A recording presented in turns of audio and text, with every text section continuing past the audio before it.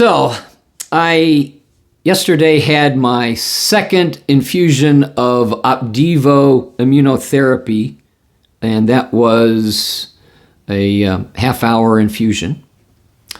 If you remember, after 2 sessions, my third session, December 6th, I had 6 times the high normal amount of 4 different liver enzymes that were causing all kinds of bad side effects. So they took me off of Yervoy, which is a chemo drug used in combination with Opdivo specifically for lung cancer. Because mine is so rare, there are no protocols or special drugs to treat the malignant melanoma in my liver. And so I am being given drugs that are used for other cancers. Like I said, a different type of cancer in your lung is what Opdivo and Yervoy is designed for.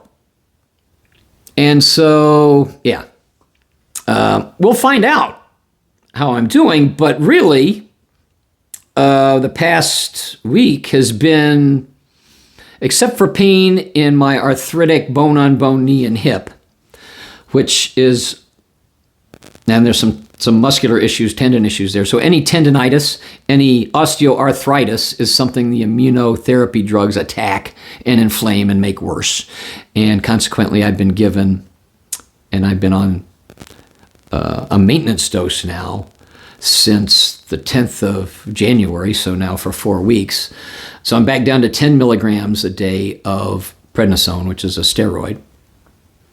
And at that lower dose, that maintenance dose, the side effects are somewhat there, especially right after I take it. I get some anger and depression. I get some tingling. There's a whole list on Mayo Clinic of side effects. They're not as pronounced as when I was doing 8 times that much. Anger, aggression, mood swings, anxiety, panic attacks. And also because I've been on it and I've seen things that have triggered some of the side effects that I can actually disengage from social situations, so I'm not going to snap at people. Or I can maybe, if I find my breathing getting to the point where it might trigger a panic attack, I know how to slow my breathing down. And so I've been able to take steps to mitigate. But also, now that I'm down at 10 milligrams, even though the side effects tend to be exacerbated the longer you're on them, when I've been on them for 3 months, they are not as bad at the lowest maintenance level. And that's a good thing.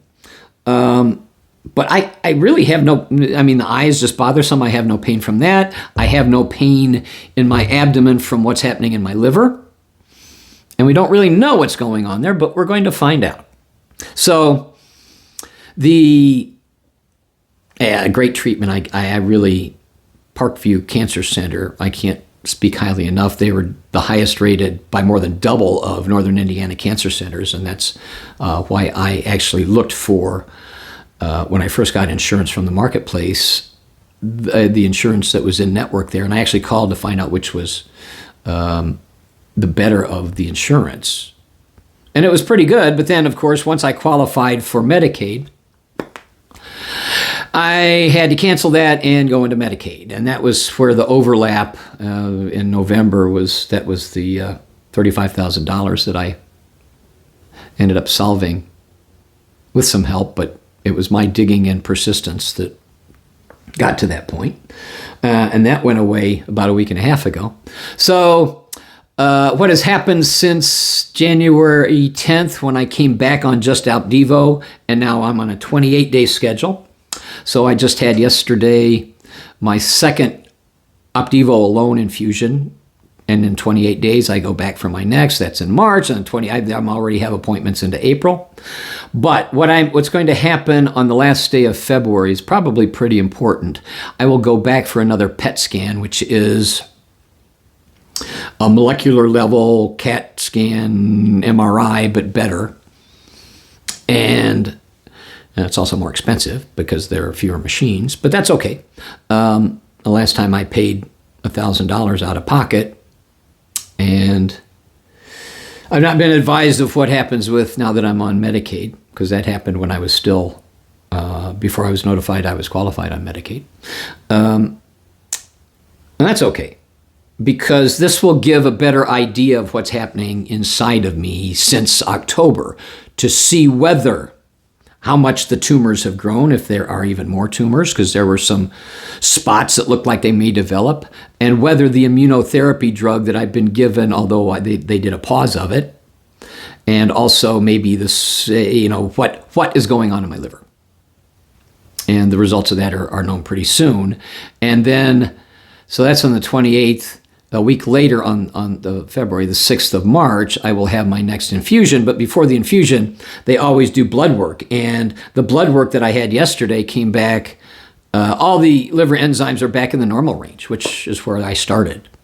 And they exploded 6 times the highest normal level on almost all of these 4 enzymes. And I had severe side effects. And that was, then I was pulled off Yervoy. They paused the Opdivo. They gave me high dose steroids to get the swelling down. And it began to drop. A week later, I did another blood test, and it was about half.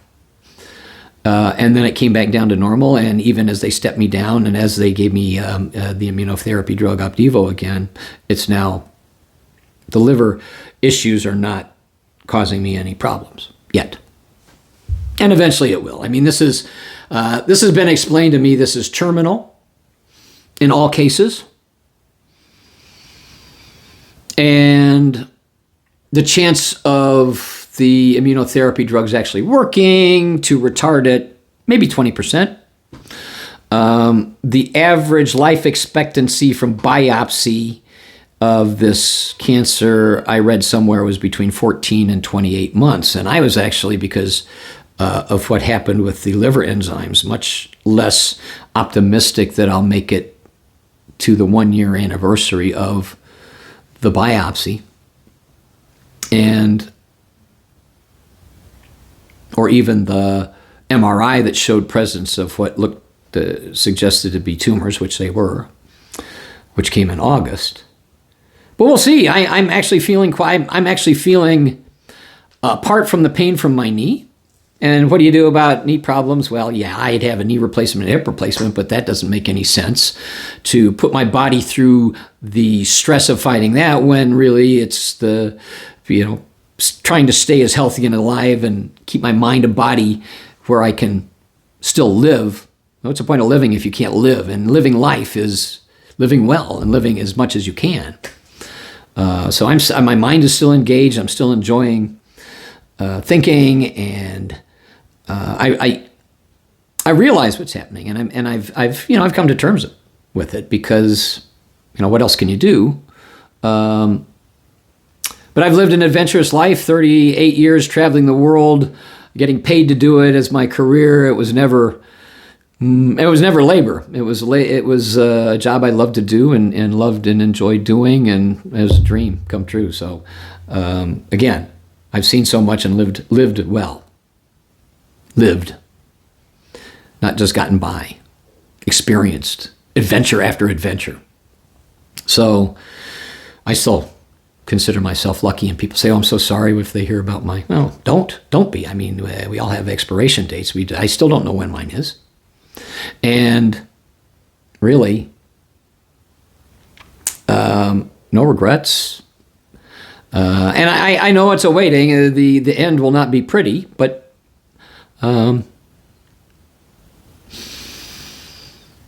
there is suffering in this world. Pain, emotional stress. I've had some of that, but the balance has been, I feel so lucky to have done what I've done. And I want to share some of that with you all. So I will let you know more when I know more. And that will happen in about 3 weeks or so. And other than that, I wish you all well. And I'll try to contribute some more information, videos, and photos to my website that I probably won't see at its completion, but my good friend Melanie is assisting me with that, and I'm putting together some of these videos and stories, as well as uploading photos from some of my travels. And I don't have many photos from the early period of my travels because I had a camera, but I didn't really feel like it was a lot of work to take pictures and get them developed, and I was more about the adventures until the digital age. And now I use my phone for so many of my photographs. I didn't even need a digital camera. The first one I got was, I think, in 2008. So predating that, photos, I don't really have. But I'll be sharing a lot of those because I do have a lot of photos from my travels from that period. Anyway, I wish you all well.